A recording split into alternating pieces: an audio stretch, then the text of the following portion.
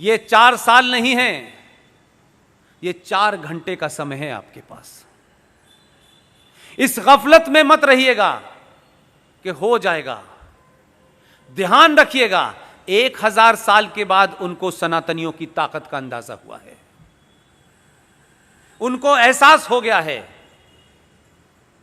कि राजा दाहिर सेन के बाद जो सिंध का राजा था, जो पाकिस्तान चला गया, सिंध, राजा दाहिर को किसने मारा, यह पूरी कहानी है। राजा दाहिर सेन के बाद भारत की धरती के ऊपर 2014 में पहला हिंदू राजा आया है। मैं ये कहने से नहीं शर्माता। वो हिंदू राजा इसलिए है कि उसने हिंदू होते हुए जो सनातन से कनेक्टेड है, हर वही काम कर रहा है जो भारत के संविधान में है। इसलिए भारत की धरती पर, लोकतांत्रिक और रिपब्लिक धरती के ऊपर जो एक इस्लामिक राज को बसा दिया गया था, उसने पहली फुर्सत में उसे कुचल दिया है। ये ताकतें जो पूरे देश में सवाल खड़े कर रही हैं, जो नारे लगा रही हैं, हम जिन्ना वाली आजादी चाहते हैं, पाकिस्तान से रिश्ता क्या, ला इलाहा इल्लल्लाह, जो याकूब मेनन की नारे लगा रहे हैं, जो दुनिया भर में वहां की औरतें जिन्हें आप कहते हैं ये बेचारी बुजुर्ग महिलाएं हैं, बुजुर्ग कोई भी हो, बुजुर्ग ही होता है, उसके प्रति हमारे मन में कोई दुराभाव नहीं है। लेकिन अगर आप ये तकरीर करेंगी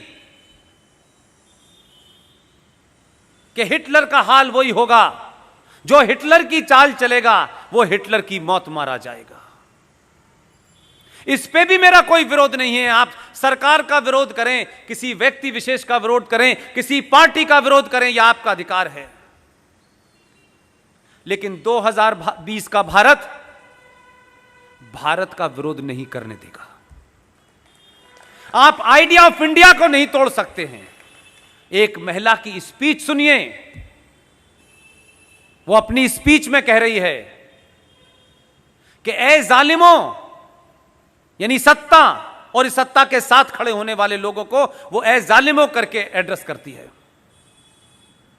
और इतनी फिलॉसफिकल बात ऐसे ही हल्के में नहीं कही जाती है, उसके पीछे बड़ा नैरेटिव होता है।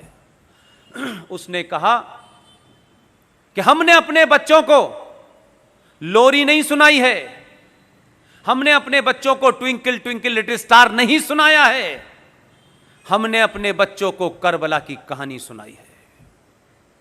आपको पता नहीं है करबला में क्या हुआ, इसलिए आपके ऊपर रिएक्शन नहीं है, और करबला में क्या हुआ यह मुझे पता है, इसलिए मैं कह रहा हूं यह शाहीन बाग CAA के लिए नहीं है। यह एक सरकार के आने के बाद इस देश की धरती पे, इस देश की विधानसभाओं में, इस देश के संसद के अंदर, इस देश के संविधान के अंदर जिस तरीके से नाजायज तरीके से डरा डरा करके, जैसे मौलाना आजाद ने, ये किसने कहा, कहां कहा पता नहीं, लेकिन खुद ये आइडिया एक मार्केट में फ्लोट कर दिया मौलाना आजाद ने कि देखिए पूरा वंदे मातरम गाने से मुसलमानों की आहत हो रही है और वो चाहते हैं कि इसमें बदलाव हो, क्रिएट कर दिया। और खुद ही कमेटी के मेंबर भी बने और 3-4 और जोकरों को रख के उसे कहा कि इसको खत्म कर दिया जाए। इसलिए कुछ लोग तेज हैं, क्या नैरेटिव क्रिएट करना है। उसने जब ये कहा कि हमें करबला की शहादत का पता है, मैं उन्हीं मुसलमानों से एक सवाल कर रहा हूं, सच बताओ कुरान शरीफ पे हाथ रख करके, करबला में क्या हुआ था। अगर यह हिम्मत नहीं है तो हिंदुओं को और सनातनियों को झूठ बोलने के लिए करबला का इस्तेमाल मत करो। करबला में तुमने मोहम्मद साहब के खानदान, उनके नवासों के नवासे, उनकी हत्याएं करके उनकी गर्दनों को नेजों के ऊपर, नेजों कहते हैं बड़े बड़े त्रिशूलों के ऊपर लेकर के शाम की गलियों में उनकी औरतों को बेराबरू होकर घुमाया था। तुमने ये किया था, तुम किसको बताना चाहते हो? तुम तो न मोहम्मद के सगे हो न उनके खानदान के सगे हो। तुमने तो उनके दामाद को नमाज पढ़ते हुए उनका कत्ल किया। तुमने तो मोहम्मद की बेटी के घर में आग लगाई और जलते दरवाजे में उन्हें मार के दफन कर दिया। तुमने उनके नवासों की गर्दनें काटी। तुम कहते हो कि करबला हमें याद है, तुम करबला के बारे में झूठ बोल रहे हो। आज ये ताकतें कौन हैं? ये वही ताकतें हैं जिन्होंने मोहम्मद के खानदान को मारा। इसलिए अबू बकर से लेकर के अल बगदादी तक एक ही सोच है, जो मोहम्मद के नहीं हुए वो हिंदुस्तान के कैसे हो सकते हैं, जो उनके नवासों के नहीं हुए उसके कैसे हो सकते हैं। हमको सिखा रहे हो? हमने तो और हमारे डीएनए में तो राजा दाहिर सेन का इतिहास नहीं पढ़ा है तुमने, और मक्कार इस देश के इतिहासकारों ने पढ़ाया नहीं है, और हमें यह जिज्ञासा नहीं है कि हमारे पूर्वज कौन थे। राजा दाहिर सेन सिंध का आखिरी राजा था, उसका इतिहास पढ़ लेते, तब भी मुसलमान अपनी मुंह नहीं खोलता आपके सामने। मोहम्मद साहब के परिवार में नवासों के नवासे जो भी रह गए थे, राजा दाहिर सेन ने अपने किले में उनको छुपा करके शरण दी। लेकिन बदकिस्मती और ट्रेजेडी देखिए कि कासिम जो चला था वहां से, पूरा नाम उसका क्या है, मोहम्मद बिन कासिम। जो मोहम्मद बिन कासिम आया, उसने खानदान के खानदान मारे, मोहम्मद साहब के खानदान को मारा। राजा दाहिर उनके खानदान को बचाते बचाते लड़ते लड़ते शहीद हो गया, लेकिन मोहम्मद के बच्चों पे उसने आंच नहीं आने दी। उस मोहम्मद बिन कासिम ने मोहम्मद के खानदान को मारा। पाकिस्तान का आज हीरो मोहम्मद बिन कासिम है। कहां के मुसलमानों हो और किस जगह के मुसलमानों हो, हमारे मुसलमान होने पे मुझे शक है।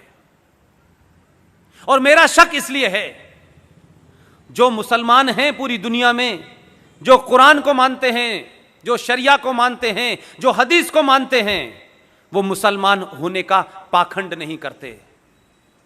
तुम मुसलमान नहीं हो, तुम इस धरती पे मुगलों द्वारा अत्याचारों के सामने तुमने तलवार के सामने शलवार पहन ली थी। तुम कन्वर्टेड हो, इसलिए तुम मोहम्मद के बारे में नहीं जानते। लेकिन हिंदुस्तान में पॉलिटिकली मुसलमान होना एक फायदे का सौदा है। सत्ताएं डरती हैं, लोग डरते हैं, समाज डरते हैं, नाजायज मांगों को लोग मान लेते हैं। इसलिए तुम असली मुसलमान नहीं हो, तुम कन्वर्टेड मुसलमान हो। इसलिए तुम सही इतिहास नहीं बताते। तुम्हारा इतिहास मोहम्मद बिन कासिम से नहीं होता। तुम वो बुज़दिल लोग हो कि तुम्हारे पूर्वजों ने लालच के मारे या तलवार के डर से अपना धर्म छोड़ के मजहब में चले गए थे। मैं ये बात आपसे इसलिए कह रहा हूं, जब वो आपको डराते हैं, आप तलवार से डर जाते हैं, आप फतवे से डर जाते हैं, तो कभी आप भी तो उनसे सवाल पूछो कि पागलों और जाहिलों, तुम किसको डरा रहे हो? हमारे बाप दादा पुरखे तब नहीं डरे तुम्हारी उस तलवार से, तो आज हम तुमसे डरेंगे? तुम तो डरे हुए लोग हो, हमें क्या डराओगे यार? ये बोलना शुरू करा है आपने, इसीलिए इस देश में बड़ी उथल पुथल है। इसलिए लोगों को मोदी नाम की जो चीज है, ये कोई शख्स नहीं है, मोदी कोई एक इंसान नहीं है। मोदी 1000 साल के बाद, 1000 साल पे सनातनियों पे 2 अत्याचार जो जुल्म हुए हैं, उस जुल्म को समाप्त करने वाली एक खुटी है जिस पे मोदी टंगा हुआ है। ये वो सोच है जिसके 7000 साल की तकलीफों को दूर करने के लिए हमें लगता है कि ये आदमी आया है, इसलिए पूरा देश उसके साथ खड़ा हुआ है और हर आदमी ये चाहता है कि इसको समाप्त करना चाहिए। इसलिए ये देश ने अपनी दिशा तय कर ली है। आपने टॉपिक बहुत अच्छा रखा है। अब मुझे और आपको, सौरभ भाई ने अपनी दिशा तय कर ली है, मैंने अपनी कर ली है। बहुत सारे लोग इस देश में, चाहे वो विवेक अग्निहोत्री जैसे फिल्मकार हों, वो भी बहुत पैसा कमा सकते थे 2 गाली देकर के भारत के सनातन को, 2 गाली देकर के देश के सरकारों को। वो भी क्या कहते हैं, उस लाइन में खड़े हो जाते जहां बहुत सारे राइटर और एक्टर हैं जो उनकी मर्जी के बगैर पैसा नहीं लेते, खड़े हो सकते थे। लेकिन विवेक अग्निहोत्री ने भी वही रास्ता चुना जो सौरभ भाई ने चुना, जो मैंने चुना।